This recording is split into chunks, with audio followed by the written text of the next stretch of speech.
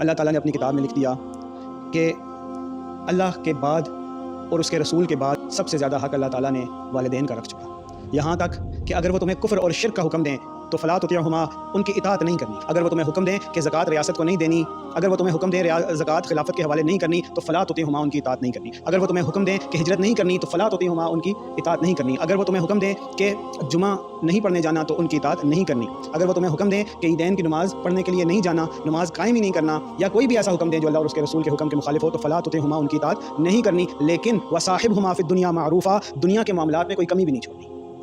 वो बीमार हों तो उनको दवाई मुहैया करने की पूरी कोशिश करनी है। रात को उनके पाँव भी दबाएं, उनको दूध भी गर्म करके दें, उनका सर भी दबाएं, उनके कपड़े और ज़रूरियात का भी ख्याल रखें। चाहे वो कुफ्र और शिर्क का हुक्म देते रहें, उसमें इताअत नहीं करनी, लेकिन उनके साथ अच्छे तरीके के साथ उनके साथ दुनिया गुजारनी है। और क्या करना है?